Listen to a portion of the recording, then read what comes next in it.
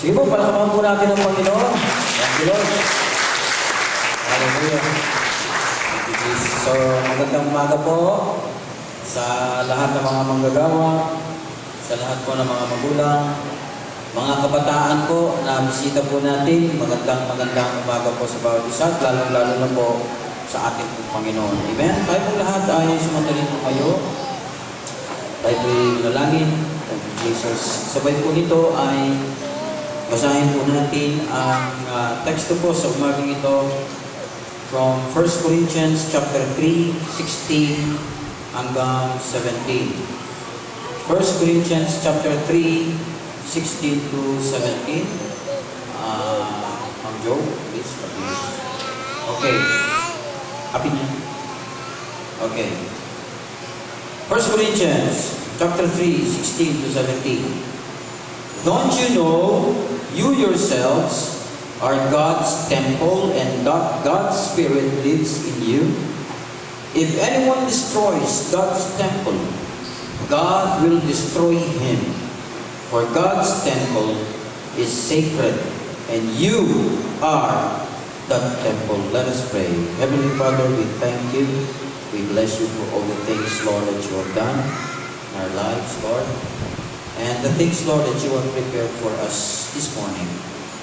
Ang aming patuloy na dalangin na way buksan mo ang aming mga spiritual na pag-unawa, maging aktibo ang aming mga kaisipan, nang sa gayon ay maluwag at maunawaan namin na may buong kasimplihan ang napakahalagang mensahe mo, Panginoon, sa aming lahat. Ang iyong Espiritu Santo, siyang inibitahan po namin at na siya'y manguna sa amin na kami naniniwala kung siya'y hiwalay sa amin, kami walang magagawa, kami walang mga kaalaman. O Diyos, sa umagang ito, yanda mo ang matabang puso na tatanggap ng iyong mga binhi. Ito'y lalago, magbubunga ng buhay ng aming Panginoon Yesus. Salamat po, Diyos. Ito pong aming nagkaisang dalangin. Sa pangalan ng Panginoon Yesus, ang lahat po ay magsabing, Amen and Amen. Sige po, palakpakan natin po yung Panginoon. Purihin po ang Diyos at tayo po lahat ay dinako po niya. Sa umagang ito, ako naniniwala na hindi ito tsambahan, mga kabataan po, na for the first time ay makakadalubo. Hindi ito aksidente, mga kapatid, na ikaw ay narito, kundi ito ay tinulot ng Panginoon para makarinig kayo ng mga mensahe na siguro ang iba sa akin ay ngayon lang makakarinig nito. At kumhabang napakahirap sa isang mga ngaral na maghanda ng isang mensahe na hinihingi natin sa Diyos. At ito yung mensahe na sana ito'y pangkalahatan. Amen po ba? Ito yung mensahe na para doon sa mga datihan na. Nawa ito ay mensahe na para doon sa mga nag-uumpisa pa lamang. At nawa buksan ng Espiritu ng Diyos ang ating mga puso para sa mga baguhan na malaya nating tanggapin ang mensahe ng Panginoon sa umagang ito. Kung mapapansin po ninyo dun sa 1 Corinthians chapter 3 verse 16 at sa Tagalog po ay ganito po ang sinasabi. 1 Corinthians 3:16. Hindi ba niyo alam na kayo'y templo ng Diyos at naninirahan sa inyo ang Kanyang Espiritu?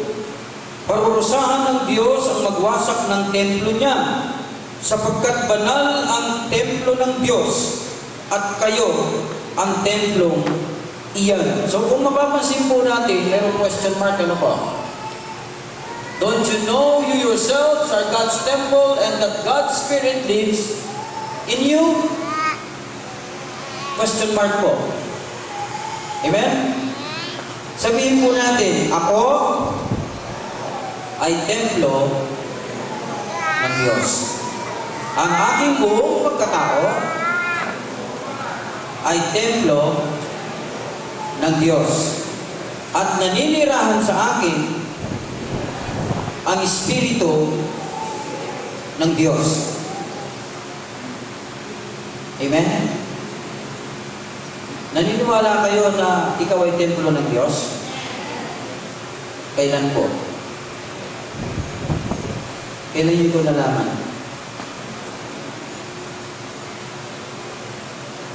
Diba? Sabihin natin, ako'y templo ng Diyos. O, kailan nyo nalaman na templo pala kayo ng Diyos? Aware po ba tayo na tayo templo ng Diyos? Isang maliwanag na katotohanan po na nais ipaliwanag ng Espiritu sa atin na sa present time na ito, sa panahon natin, sa kasalukuyan, ang ating katawan, ang aking katawan na ito ay templo ng banal na Espiritu Santo. Isa sa mga trabaho po ng Espiritu sa buhay ng bawat isa sa atin ay maihanda po yung ating inward nature. To prepare the inward nature upang sa gayon, yung inward nature po, yun yung panahon nung tanggapin natin ang Panginoong Jesucristo, yun ay dating patay, at ngayon ay nag-quicken po ito, nagkaroon ng buhay ito, at nagkaroon ng pangunawa na ako pala ay templo at naninirahan ang Espiritu ng Diyos sa akin. Ito'y nabuhay. Yung tinatawag nating new nature, na dati ito'y patay. Yung tinatawag natin na naboborn again, nababago sa loob natin. Na dati meron tayong lumang pagkatao, ngayon ay dahil sa pagsuko natin sa Panginoon, paglapit natin sa Panginoon, paghingi natin ng tawad, denouncing and renouncing lahat ng kasalanan natin, merong nabuhay sa iyo, kapatid. At ang nabuhay na yon ay yung tinatawag nating bagong nilalang. At yung bagong nilalang na yun, nung nabuhay yun, dinala ng Panginoon doon sa heaven, on the right hand of Jesus. Na ngayon ay wino-work out ng banal na Espiritu Santo, tinatrabaho niya ito para yung new nature na yun, yung bagong pagkatao na yun, ay mahubog sa wangis at larawan ng Panginoong Jesucristo. Meron pong kumakalat na katuruan sa Kristyanismo. Yung tinatawag po natin Gnosticism. The religion, isang religion po ito na hindi nagpapahalaga sa katawan ng tao. Isang religion ito na sinasabi nila, hindi naman related ang katawan mo, ang buhay mo sa kaligtasan. Kasinungalingan po. Napakahalaga po ng ating katawan kapag ang pinag-uusapan ay kaligtasan. Amen po ba? At ang katawan na ito, sa ating verse na nabasa, maliwanag na interesado ang Diyos sa katawan na ito. Amen? The temple of the Holy Spirit, slide 3, the temple of the Holy Spirit is the human body. Perhaps because of the influence of the philosophy of Gnosticism, the religion of Christianity minimizes the significance of the human body. The truth is, the human body is of utmost importance in the divine plan of salvation. Napakahalaga po sa Diyos ang katawan mo, ang buhay mo, ang human body. Dahil dito tumitira, dito sa loob ng katawan na ito, tumitira ang Espiritu ng Diyos. Kaya nga tinanong ko kanina, kailan ninyo nalaman na ang katawan ninyo ay templo ng Diyos? Para po doon sa mga kauna-unahang pagkakataon, naririnig po nyo ito. Kapatid, interesado ang Diyos sa iyo na tirhan ka. Sa ating pong lahat na nagsuko ng buhay, walang ibang ginagawa ng Espiritu Santo sa huling panahon kundi yung tirhan ka. Yung papasok siya sa atin to dwell in you and dwell in me. Amen po. Kaya siguro na itatanong natin, Pastor, ano ba mga palatandaan na talaga nga ang Espiritu ay nakatira sa akin? At paano ko mapapanatili ng Espiritu ng Diyos ay nakatira sa akin? Kasi po nakakatakot, maliwanag, pinapahayag sa atin na tayo ng mga born-again Christian, na tayo ng mga humahawak ng salita ng Diyos, hindi natin naunawaan talaga ang ating pagkakatawa. Akala natin pagka nakarinig tayo, sa araw ng linggo, paglabas natin, tapos na. No. Interesado ang Panginoon sa iyo, sa iyong katawan. Dahil yung katawan na yan, diyan siya nais na tumira. At meron siyang nais na binubuo sa loob ng buhay natin. At yun ang buhay ng kanyang bugtong na anak na si Jesus. Kaya ang unang katanungan kung pwede natin sagutin ngayon, anong palatandaan na tayo ay templo ng Diyos? Anybody? Nasabi natin kanina, yes ma'am. Nasabi natin kanina na tayo ay naniniwala. Naniniwala po ba kayo? Na kayo ay templo ng Diyos? Eh baka po kasi sa loob natin. O baka ngayon mo lang narinig. O baka ngayon lang natin naunawaan. Eh katanungan pala ito. Alam nyo ba na kayo ay templo ng Diyos? Sabi ni Pablo sa mga taga-Korinto ng disipulo. At ngayon nais ko rin sabihin na alam nyo ba na ako ay templo ng Diyos. Ano mga palatandaan?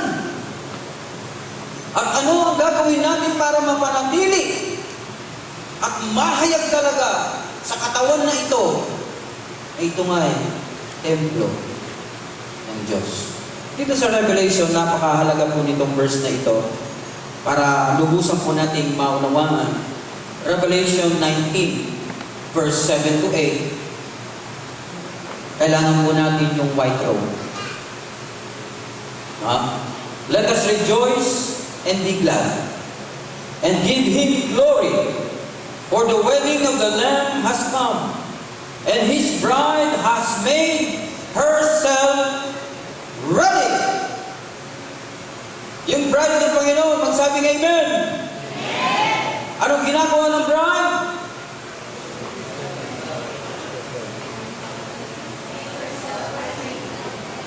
Sabihin mo sa sarili mo, naghahanda ako di lang maging bahagi ng babaeng pakakasalan ng Panginoong Hesus. Naghahanda kayo? Naghahanda po kaya kayo? O, ano po sabi niya? Made herself ready. Fine linen, bright and clean, was given to her to wear. Ano yung mga yan? Fine linen stands for the righteous acts of the saints. So meron po, bigyan natin ng pansin, yung fine linen. O sa ibang translation, ito po yung tinatawag natin, ano po? White robe. Sa ibang translation, napakaganda nitong white robe na ito. Alam niyo ba na ngayon ay binigyan kayo ng white robe ng Panginoon? Na ito'y dapat na nananatiling malinis? Ngayon ay binibihisan tayo ng Espiritu ng Diyos ng puting lino, fine linen, bright and clean. Paano ba nangyayari yan? Na tayo binibihisan? Nananatili kayang malinis?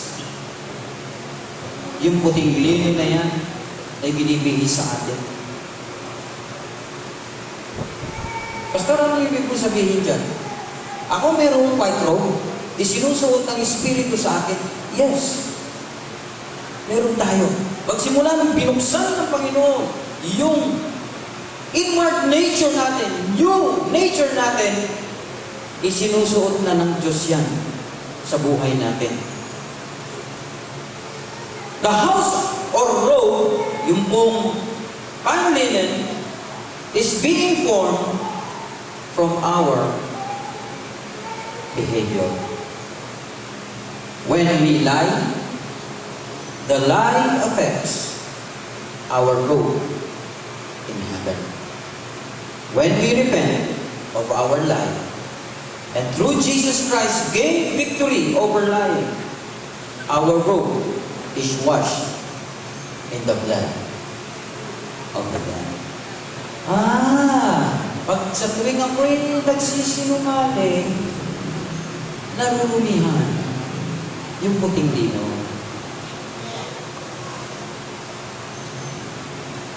Naniniwala kayo ito? Sino rito yung nagsisinungaling?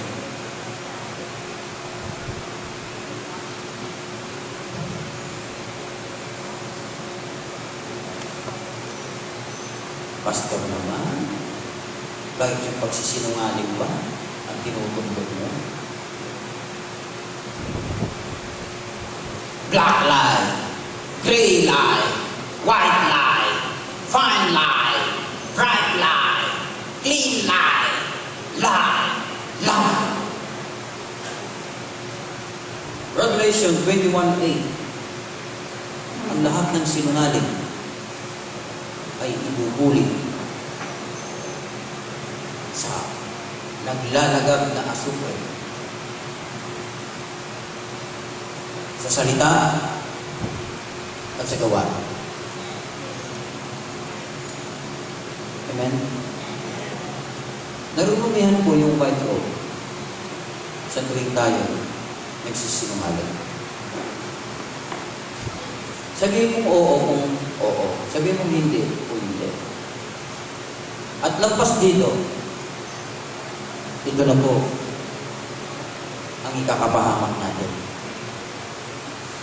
Ano ba nangyayari po sa atin ngayon? Meron akong din drawing, Brother Joseph, pasensya na ka. Kasi hindi ako marunong mag-drawing. Simple lang yung drawing na ito. Medyo, konti nga yung isod mo na yung magkita ka rin. Sis? Ano yan? So, our born-again inward nature is at the right hand of the Father in heaven. Yun po yung walang mata, walang ilong. Okay? Nandun sa kanan, kamay yan ni Jesus. So represent yung cross, the Lamb of God. Number 6.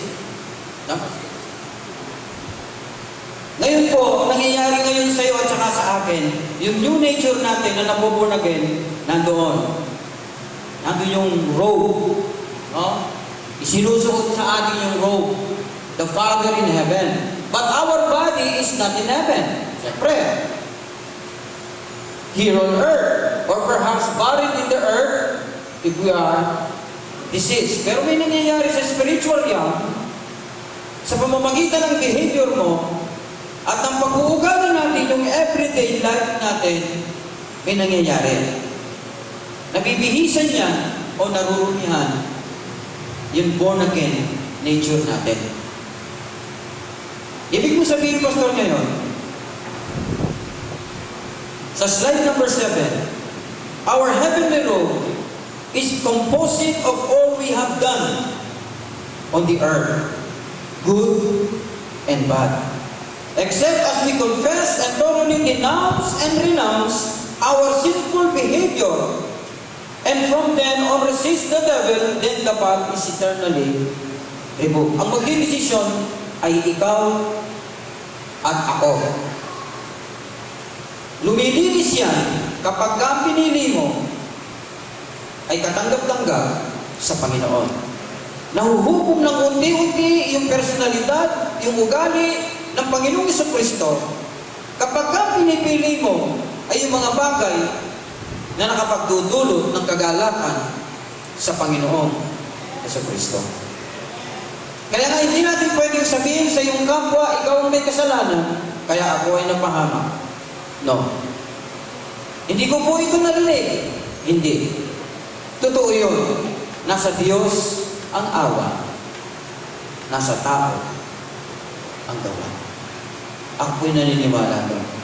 Dahil po yung nangyayari sa atin, kung ano lang yung ginagawa natin sa araw-araw, dito sa spiritual realm, yung white robe na yan, pwedeng marumihan at pwedeng magpatuloy na malinis yung white robe na sinusuot sa atin. Sa araw po ng pagdating ng Panginoon at sana, habang ikaw ay nasanay na doon sa ugali, doon sa buhay, pastor, ano, magpapastor ako. Para everyday mag-pray na ako mo, mamasa akong Bible. Ganyan bang ibig mo sabihin? No. Maski sa antano, nagtatrabaho ka sa labas, nag-aaral ka sa eskwelahan, nasa loob ka ng bahay, pwedeng mahubog yung nais na personalidad ng Diyos sa buhay natin. Hindi na kailangan magpastor ka. Hindi na kailangan maging manggagawa ka. Interesadong Panginoon sa buhay mo, sa katawan na ito. Kasi nakakatakot kung sino yung magsisira sa katawan na ito, sa buhay na ito, ay sisirain din ng Diyos. Amen po ba? The fine linen, bright and clean, is formed from the righteous acts of the saints. The bride of the Lamb prepares herself for the wedding by repenting and turning away from sin through Christ under her heavenly robe, that with which she shall be clothed in the day of resurrection. Kakainin ka na lang ng power of resurrection kapag ka nakita ng Diyos na yung buhay mo kasama ng katawan na ito ay malinis.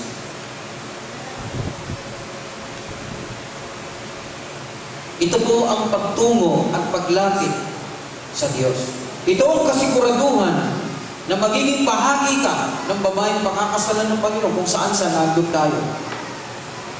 Kapag ka nagpo-focus tayo dito sa isang katotohanan na ito, na ang gumagawa ng magiging kahihinatnan natin ay ikaw. Yung decision mo. Amen po ba?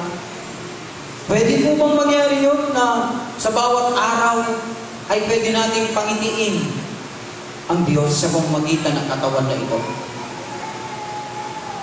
Amen? Pwede po? Kasi templo ako ng Diyos. Palagi niyong isipin, kapag mayroong tentasyon, kapag mayroong nakaabang, nakasinungalingan sa inyong harapan, na ito'y alam mong kasalanan, ito'y alam mong nakakapagdulot ng kalungkutan at agdi sa puso ng Diyos, pwedeng sabihin mo sa Espiritu nito, no! Hindi pwede. Kasi templo ako ng Diyos. Sabi nga po natin, ako ay templo ng Diyos. Revelation 7:14, sabi niya, I answered, Sir, you know. And he said, these are they who have come out of the great tribulation. Alam po nyo, nalilinis ng mabilis at matindi yung ating mga robes kapag tayo tumadanas ng ano? Ng Great Tribulation. Alam niyo kung nangyayari ngayon sa kapaligiran natin. Hindi niyo lang naririnig mo, makinig kayo sa 702, napakarami ng pinubutang ulo ng mga pastor sa mga Muslim areas, sa mga communist countries. Pinagpala po tayo dito.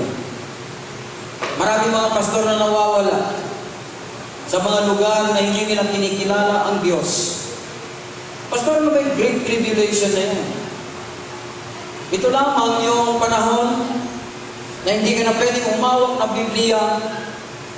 Meron kang gustong basahin, hindi mo na mababasa. Kung paintulot ng Panginoon na maranasan natin ito, nandito pa tayo sa panahon na ito, mag-prepare ka. Kasi baka susubukan tayo ng Panginoon na maging ang ating mga buhay, ay susubukan niya. para mapakita lang natin sa Kanya na tayo po ay mga tunay niyang lingkod. Matthew chapter 24 and verse 29. Matthew 24 verse 29. Pakilagay nga po yun. Side lang yan. Sideline. Gusto ko lang ipakita po sa inyo na ang Great Tribulation, malaki posibilidad po na dadaanan ng mga Kristiyano. Matthew 24 verse 29, ano po sabi dyan? Immediately after the distress, sa King James Version po, ito ay tribulation. Of those days, the sun will be darkened and the moon will not give its light. The stars will fall from the sky and the heavenly bodies will be shaken. Doon sa verse 21, bago yung 29, merong verse 21. Sa ibang translation, ito po ay verse 21. Pakilipat na mabilisan. For then shall be great tribulation, such as was not since the beginning of the world to this time, no, nor ever shall be. Pag sinabing tribulation, ito yung mga sitwasyon sa buhay natin, ito yung mga circumstances sa buhay natin, ito yung mga trials na ayaw mangyari natin, dahil ayaw natin masaktan ang laman na ito. Hindi katanggap-tanggap sa ating mga laman ang mga sitwasyon na ito. Ayaw ito ng laman. Pero kung itong magdudulot para ang ating mga robe, yung ating mga fine linen, para ito'y manatiling malinis, sige po, so be it, Lord. Be it done according to your will. Kasi pagka ang laman na itong pinag-uusapan, makikipagbaka ka na.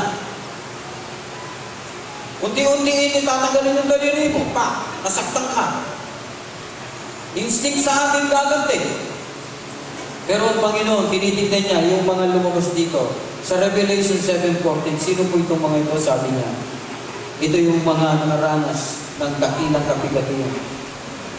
They have washed their robes and made them white in the blood of the Lamb. Ang tao po na, makatulad ng tao. Pag ang alam problema,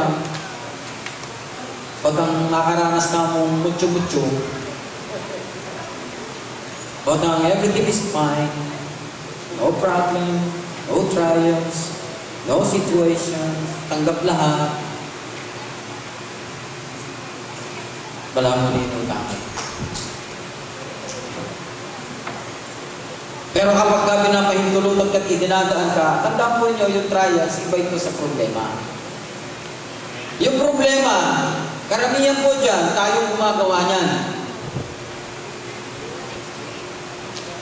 Alam mo na nga hindi na pwedeng bilhin niya.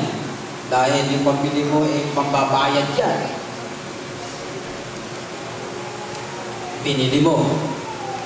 Nung dumating na yung mahalagang babayarin, wala ka ng pambayad. Problemado ka ngayon. Alam mo na nga na mamumroblema ka pagka ito'y ginawa mo. Pag sinabi mo ito, ginawa mo pa rin, namumroblema ka. Lahat ng problema ninyo, kayo rin ang gumawa. Ako rin ang gumagawa ng problema sa akin sarili. Alam niyo ba na pagka ginawa mo ito, mamumroblema ka? Amen? Alam natin. Kapag ito'y ginawa mo, sigurado mamumroblema ako. Pero bakit ginagawa mo pa? Eh, pera niyan, may pinaglalaanan na yan. Pambayad niyan sa mahalagang pambayad. Ginastos mo dun sa hindi naman mahalaga. Ngayon, nakatenga lang dyan. Eh, may magagamitan. May sayang niya mo. Yung trials, kaya nga sinabing trials, court trials, merong sinasawag na testing. Yung trials, yan ipinapaintulog dyan ng Diyos sa iyo at sa akin. Para malaman niya kung ikaw ay tapat. Amen po. Huwag yung pagkahanuan na ginawa mo yung problema mo at sasabihin mo, pagsubok na naman ng Panginoon. Pero pala yung problema, galing pala sa iyo. Ikaw ang may kasalanan, kaya ka ng problema. Tapos sasabihin mo, ay Lord, ang mga trials na ito na nararanasan ko. Ang bait-bait natin kapag nasa mga testing period tayo. Bible study, sige! Schedule na!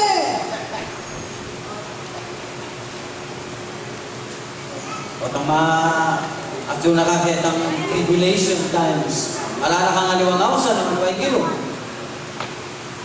At pagka namong problema ka rin, Lord, inihingi ko ng tawad dito, kasalanan mo kaya ako ng problema. Anong balik tayo agad sa Panginoon? Amen po ba? Though ikaw may kasalanan, di kaya ka ng problema, huwag mong sasabihin na pagsubok yan dahil may problema ka. Ikaw ang may gawa niyan eh. Kaya ka ng problema. At sasabihin mo pa, do not problem the problem will problem you. Pero pala yung problem ay from you. Meron testing, mga kapatid. May trial po. Ang trials na ito, kasama natin ang Panginoon dito. Itong trials na ito, unexpected ito, na biglang dumating sa iyo. Hindi mo ito kagagawan. Kapag hindi mo kagagawan, ito'y pagsubok na mula sa Panginoon. Baka may itinuturo siyang napakahalagang bagay sa buhay mo. Kaya kanya pinapadaan sa testing na ito. Kagaya ng mga nakaranas nito, 740 na revelation. O, Great Tribulation, pinaitulot ng Panginoon, dumaan sila doon. Ang palang magiging kainatnan, they have washed their robes and made them white in the blood of the Lamb. Kasi alam ng Panginoon kung paano niya kukunin yung atensyon ng bawat isa sa atin. Kapag ka alana ka yung tribulation, kapag ka wala ka sa mga sirkunstansya ng buhay, kapag ka hindi ka problematic, malayo ang puso natin sa Kanya. Totoo po yun. Pagka wala ka sa pagsubok, malayo ang puso ng tao. Kaya maging ang ating Panginoong Jesucristo, natutuhan niya ang tunay na pagsunod sa Ama sa pamamagitan ng kanyang mga paghihirap. Through His sufferings, He learned obedience. Kaya mahalin ninyo yung lahat ng sufferings na nararanasan ninyo. Amen?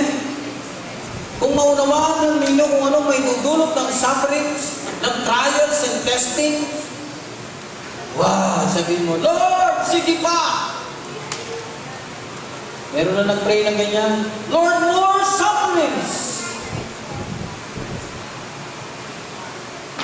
Pero kasi tayo, balansin naman ng Panginoon. May kasama po ako kagabi. Binasyalan ko po siya at binigyan ko siya ng application form para sumama sa fun run. Ako po'y tumakbo kagabi ng 3 kilometers lang. Kasama ko siya, in-offer ko yung fun run, arkitekto ko siya. At lungkot na lungkot ang tao na ito. Sige, pass, sabi niya. Tawag ka sa akin, pass. Hindi ko lang kung pass muna o pass. Nanuwari talaga. Balik, pastor, sige, dinan mo ko. Wala akong pass, sana. So, madalas salita, nabigyan ko siyang application form at kagabi nga po, hindi na sana ako pupunta dahil nag-prepare ako. Ano nangyari, tinawagan niya ako, nahihiya naman ako sa kanya. Dahil nakakasharing-sharing ko po siya, maraming problema ngayon. Sa madalas salita, nagsama kami doon po sa Clark, tumakbo kami, umikot, tapos na, ngayon naghihintay na lang. May mga rapol-rapol kasi dyan. No? At sinyer niya yung problem niya. Balo kong bus, ting gastos ko, ting metong napulan, maragul na maragul. Ala akong obra ngayon, ala akong kontrata ngayon. Isa niya ako nabalang gagawa. Pag-Bible study tamo. Itang gagawa tamo ganito. Gawang tamo kasi bayo. Ay, sabi ko. Kasi forget not the assembly. Sabi na in Hebrew. Nanwari maging dahilan na ako at mangay na ka. Ala na po ka ng fellowship. Ibalik tamo ito. May bubusabyan kaya kung kapilang ka mga problema. Masantig pa lang mga problema yung tao. Lalapit siya. Tingkilo. Mas kinanong gawain, puntala na. Mas kinanong pagawa mo kaya, gawa na. Takinan mo kayo, takinan ka. Pakanan ka. Nanong pre mo. Basta mag-sharing tayo mga tuwa. Okay, sabi ko, sharing. Malungkot na malungkot yung buhay niya po ngayon. Gumaan pa yung, ngayon naisip niya yung gusto niyang mag-dive sa second floor. Mauna yung ulo, naririnig niya, parang maminsan na kamo, wala na ang problema. Mag-dive ka, palamuhan, mag-dive ka ng swimming pool, una ka bunto, wala nang problema. Pero wali yan, ako gawanin ka. At alam niyo po, ako nag-restro, ako lahat ang kumuha, nakaupo lang siya. Siya po nanalo dun sa first prize. 42 cubic inch na Samsung na tawag doon, flat screen na meron silang tawag doon, flat max na tawag doon, yung plasma. Bari po, plasma. Planax para sa ano yun, senior citizen. Pero kung bumili ng Planax na yun, asitaba, yun naman ko. Mamang ko nga asitaba ng Pastorelli, bumarakal. Para king hard kain ko ito. Dahil mo na yung ginawa niya. Kung kapilang kumakaranas makanini, biglang out of 2,300 participants, may bunot, kaya. Dahil mo na RT ako, babalansiya na kami dino. May bugusap yan kaya. May ragunin TV mo ngayon, 42 inch yan. Kita niyo yung sala mo, 30 yan. May buring biya ka na ako. Pero pigilan mo yung sarili ko. Napigilan ko ang aking sarili, hindi. No. Hindi ko sasabihin nyo. Sabihin mo. Hindi mo gulong. Sabihin mo, huwag ka na mahiya. Ito, brand new naman yung kanya, plasma. 42 inch. Sabihin mo. Ano sabihin? Madalas salita, hindi ko rin sinabi. Pero sa loob ko, gusto ko sabihin. Pero nakikita na siguro ang Panginoon. Huwag na sabihin. Bumunot naman siya. No, binunot naman. Ako na sasabihan yung magkano. Kasi pasa na ikang may dahilan ng Kenny, yung purpose ko mo itang niyabe ka mo, makapag-sharing ka mo, habang lalakad ka mo, 3K, sharing, yun lang. Okay na sa akin yung may bonus pa ako, 42 inch na Samsung. Naman maragol, naman malaki. Interesado kayo nga ba rin kung talagang pinulog po tayo sa ganyan ang magkano. Bali mo, ang tao ganyan. At alam ng Diyos kung paano kunin yung atensyon ng bawat isa sa atin. Pero ngayon po, pinapaliwanag ng Diyos sa atin. Gusto niyang manahan sa iyo. Gusto niyang manahan sa atin. God wants to dwell in you. Amen? Palaging ganyan na nangyayari sa buhay natin. Pag kami inuutos siya, hindi mo ginagawa, yan ang katumnakan. Pag kami pinapagawa ang Diyos, hindi mo ginawa, hindi kanya ihintuan, hanggang hindi mo nagagawa yun. At kapag kami nagawa ng kasalanan, hindi ka ihintuan ng Espiritu Santo, nakapatok na ng gabi mo, confess, hanggang di mo makumpisa nito, hanggang di mo ma-renounce ito, Panginoon, patawarin mo po ako. Mali ito, mali. Kasalanan ito. Gusto kong i-renounce. Gusto kong magbago.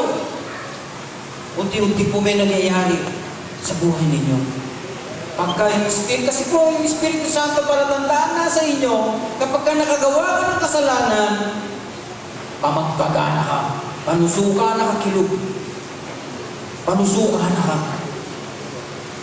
Tutusok-tusukin ka niya sa loob, hindi ka niya ihintuan. Pagka nakakagawa tayo ng mga pagkakamali, mga kasalanan, na nandiyan ba nakakabit sa atin. Amen? Ngayon, anong kasalanan mo? Mga kabataan, Baka akala nyo, hindi kasalanan yan. Pagka naramdaman mo sa loob, dahil nakatira ang Espiritu Santo sa iyo, ginagawa ka ngayon, hindi ka ihintuan yan. Kapatid, kabataan, mga binata, mga dalaga, Sister Tess. Oh, Sister Tess. Blessed are you among women. And blessed is the fruit. Yung bunga ng Espiritu Santo ay mabilis na makita sa buhay mo dahil ang desisyon mo, ang boyfriend mo, walang iba kundi si Jesus. Amen, Sister Tess? Huwag kang mag-alala. Don't worry. Be happy. May panahon ng Diyos sa lahat ng bagay. Kung hindi man yan ang kaligayahan ng Diyos sa iyo, may ibang kaligayahan na ibibigay ang Panginoon sa iyo. Yun yung presensya niya. Lampas pa sa anumang bagay. Lampas pa sa lahat ng hinahanap natin. Kapag ka naramdaman mo yung presensya ng Panginoon ay sumaiyo, maski ala na kang 42 inches sa Samsung, okay na ako. Sabi ng kalaban ay, may git ka. Ikaw ang gumawa ng lahat ng yan. Ikaw ang naging kita sa Kanya. Ikaw ang nagpirma, ikaw ang nagpasa. Ikaw rin ang naghulog dun sa tampiolo niya. Kaya bakaluklok yan. May git ka. Pati yung Espiritu na naman. Ikaw mepagan ng mepagan. Yan, laman kaya. Kaya po ito, arkitekto eh. At ito sasakyan nito eh, pero mga problema niya pa. Yakot, wala mo yung meto na naman. Pero yung mga problema. Amen? At mga problema ko. Lalo na yung tinuturo ng Panginoon, ako'y nasa iyo. Ikaw ay sumaakin at tayo'y magsasama sa hirap at ginhawa. Amen po. Amen? So, magsisi tayo. Pagsisyantamangan po. Mabilis natin sana matutuhan ang nais na ituro ng Panginoon sa atin. Dito po sa Romans 8:11, ito'y palatandaan na tayo babaguhin ng Panginoon pagdating niya. Dahil nasa atin ang Espiritu niya. Yung kapangyarihan na nagbuhay na muli sa Panginoong Yesus, siya rin yung kapangyarihan na magbubuhay na muli sa atin. Kapag ka naabutan natin na pinahintulot ng Panginoon na tayo'y namatay, siyempre liliping ka. Pero ako'y naniniwala yung mga buto natin, yun din yung gagamitin niya para itayo tayo muli. Kaya nga yung mga buto, maski 100 years na yan, mga bones natin, hindi yan nasisira. May purpose ng Panginoon dyan. Eh, paano, Pastor, yung mga sinunog? Yung mga dumaan sa tinatawag na crematorium, cremation. Paano gagawin ng Panginoon to? Pagka parang kinikremate ka, hindi kayo. Pag may kinikremate na tao, sinusunog yung laman. Tapos yung buto, idadaan sa grill. Nakakita na kayo ng bulalo na sinunog. Tapos medyo matuling-tuling yan. Yung buto pala idadaan siya sa grinder. Tapos ilalagay siya sa kaso. Tapos kung saan ibubuhos yun. Eh, paano yung mga yun? Alam mo yung kapangyarihan ng Diyos, gumawa yan ng langit at ng lupa. Huwag mo nag-isipin at problemahin pa. Paano yung mga yun? Usaw-usaw na. Ikaw na, nagawa ka niya eh. Ngayon, kung gusto ng Panginoon na yung tao na yun, isa kanya, abay, maski isang mundo nagkaiwa-iwala yan sa buong mundo, maski natin pa sa ibang planeta yung kaparte ng mundo yun. Pagsasama-samahin niya yun. Kasi meron nag-away ng mga pastor eh. Yung isa kontra, doon sa cremation, yung isa kontra naman doon sa hindi. Alam mo yung kapangyarihan ng Panginoon, maski na yung buto na yun, nagkaiwa-iwala yung bones na yan. Pag sinabi niyang, magsama-sama kayo, saan lang yun? Ay, huwag yung problema po yung mga crematorium na yan. Yun ang gagamitin ng Diyos para ibubuhay tayo. 46 years na ako ngayon. Mami-damit. Last 10 is 56. Last 10 is 66. plus 10, 76. Paalam na po. Ayaw ko na mag-plus 10 pa. 77 is enough. Gusto ko na yun. 77. Tatay ko, 77. At ako'y naabutan. Nung namatay ka, kung ano mo ugali mo, gantong ka na. Hindi tayo pwede mamatsigin ng Panginoon pag namatay ka, pagdating mo doon, ibang tao ka. No. Church, kung ano mo ugali mo, naabutan ka ng kamatayan, yun ka. Kaya dito, bilisan. Bilisan dito. Pwede mong makamtan yung buhay ng Diyos ngayon din. Pwede mong gawing hindi magkasala. Pwede! Sa isip, sa salita, at sa gawa. Pwede hindi magkasala. Tandaan ninyo, kasinungalingan. Isang kasinungalingan na mula sa Espiritu na sa libutan na ito. Pastor, sapagkat tayo'y tao lamang. Lubhang mahina. Lubhang bukas sa anumang pagkakasala. Patawarin mo po, tao lang. Mali po yun! Hindi po ako naniniwala doon, pasensya na kayo. Kung maniwala ka rin, pwede kang hindi magkasala. Pastor, hindi ka na nagkakasala? Nagkakasala ka? Ba't sinasabi mo pwede? Pwede. Kung gustuhin mo. Paano nakapasubo ako? Abay, kung nakapasubo ka, kung naisubo ka, lumuwal ka. Lumabas ka kung nakapasubo ka. Gusto mo maabutan ka ng Panginoon na nakapasubo? O maabutan ka ng Panginoon na nandun ka sa tamang kalooban niya na seryoso kang huwag magkasala. Susubukan kayo ng Panginoon paglabas dito mamaya. Bukas, Lunes, Martes, Miyerkules, Huwebes. Subukan na kanin ito. Ikatan ko na. Maghanda-handa po kayo. Tignan ninyo muna ngayon, pag-aralan nyo kung saan ka na tutumba. Pag-aralan nyo kung saan ka nahuhulog. Dito palaging nahuhulog. Madalas, imbis na mamasa akong Bible, 30 minutes, Manuel Bebel TV, ang Gatatin Channel. Hanggang tayo mag-blackout, ketok na nga yung telebisyon ko. Lalo na ngayon, 24/7 ang cable. Hindi ko sinasabi mo kay manood, pero please, kontrolin po natin.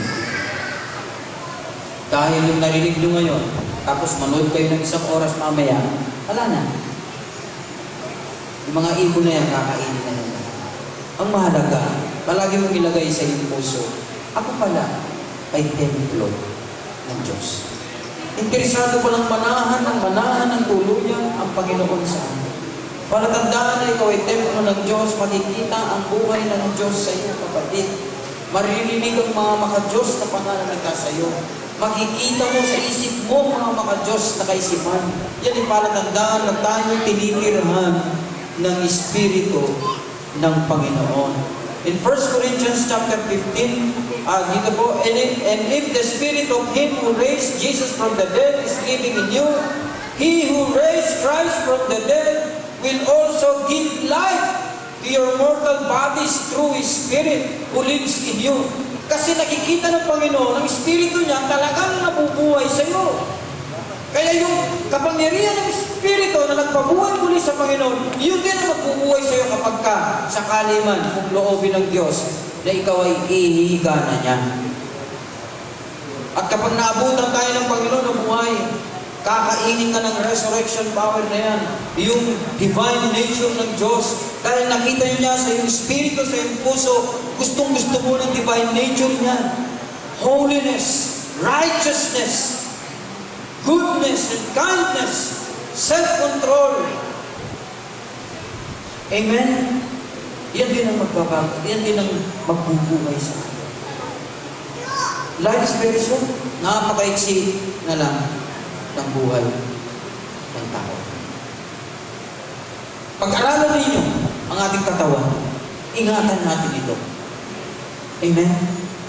Pakaingatan tayong katawan na ini kasi ito'y templo ng Diyos. Subukan mo, asikapan. para palagi ka makakondisyon. Palagi nasasagot, Pastor, si tapang ngayon. At subo ka rin. Dahon lang ito. 3 times a day. Kay Pami Salini, ang panakita ngayon. Pero nasubukan ko. Nag-170 ako, 130 ako. Pero magsimula nung kumain ako niyan, para nakaping. Para yung ating katawan ay paraging nakakondisyon sa paggawa ng tama. Sa pag-iingat natin. 1 Corinthians 15:53, number 15, for the perishable must clothe itself with the imperishable, and the mortal with immortality. Yan ang plano talaga ng Panginoon. Clothe, bibihisan ka niya ng buhay na hindi nasisira. Bakit po? In 1 Corinthians 15:26, yung pinakahuling tatalunin ng Diyos, the last enemy to be destroyed is death. See? Amen? Saan natin ginagamit ang katawan na ito? This body is meant for the Lord. Totoo po yun. Ginawa ng Diyos, nandyan ka sa katawan na yan, para sa Kanya lang yan. Amen? Hindi yan para kung saan-saan bagay. Yan ay para sa Diyos lamang. Gamitin mo yung katawan na yan para mahayag ang katuwiran ng ating Panginoon Kristo. Why? Because you are and we are the temple of God. Sabi nga po natin, I am the temple of God. Amen po? Tayo pong lahat ay tumayo. Thank you, Jesus. Hallelujah. Thank you, Lord Jesus. Thank you, Lord Jesus. Blessed be your name, Lord. Blessed be your holy name. Thank you, Jesus. Let us close our eyes and bow our heads. Paano natin ginagamit ang katawan na ito? This body is meant for the Lord. Interesado ang Diyos sa katawan na ito, kapatid, because your body is the temple of the living God. Panginoon, sa oras pong ito, sana'y lubusan po naming maunawaan, nais mong tumira sa katawan na ito. At tumira ka na nga, Panginoon. Magsimula nung buksan namin ang aming mga spiritual na pag-unawa. Isinuko namin ang aming mga buhay sa iyo. At sinabi namin, Panginoon, patawarin niyo po kami. Sinusuko ko ang aking buong pagkatao sa iyo. Nabuhay ang isang bagong nilalang na ngayon ay nandyan sa iyong kanang kamay, Panginoon Hesus. Na ito'y nabubuo sa pamamagitan ng utos ng Espiritu Santo at sa pamamagitan ng aming pagsunod. Lumalago ito. Patuloy na nanilinis ang puting lino. The robe of righteousness, Father. The robe of righteousness. It's because this is your house, O Lord. Kaya sa oras na ito, kapatid, kung may mga kasalanan na expose ang Panginoon sa buhay mo, kung may mga kasalanan na yakap-yakap mo pa hanggang ngayon, kapag ikaw ay nag-iisa, walang nakakakita sa iyo, at nahuhulog tayo sa mga tukso ng kaaway. Sa panahon na tayo at wala tayo sa kahandaan at nahuhulog tayo, aminin natin ito sa harapan ng Panginoon. And let us surrender. Suko natin mga bagay na ito sa Diyos, to denounce it before the Lord. Ito isang magandang pagkakataon, kapatid, na Naisuko natin sa Panginoon ang mga kasalanan na yan, na hindi ko man po ito alam, kayo ang nakakaalam. Kung sakali man tayo ay nauhok sa mga internets, pornographies, lustful tendencies, let us bow our hearts. Sabihin natin ito sa Panginoon. Denounce natin to confess it before the Lord. Confess it before the Lord to cleanse. He will be cleansed. Cleanse us with His blood na linipisin tayo sa Kanyang banal na dugo. Ito yung magandang pagkakataon, kapatid, na magsuko tayo muli ng buhay sa Panginoon. And let us raise our hands before God para tandaan na tayo susuko. At para doon sa mga kapatid natin na for the first time, kayo ng mga kabataan, open your heart, buksan ninyo ang inyong mga puso. Magsuko kayo ng buhay sa Diyos. Mag-umpisa kayo, tumakbo, magipagpaka. Dahil sabi ng Panginoon sa Kanyang mga salita, kung sino man ang nagtagumpay, those who are overcome, He will sit with me on my right hand. Sa lahat ng nagtagumpay, uupo tayong katabi niya in His throne.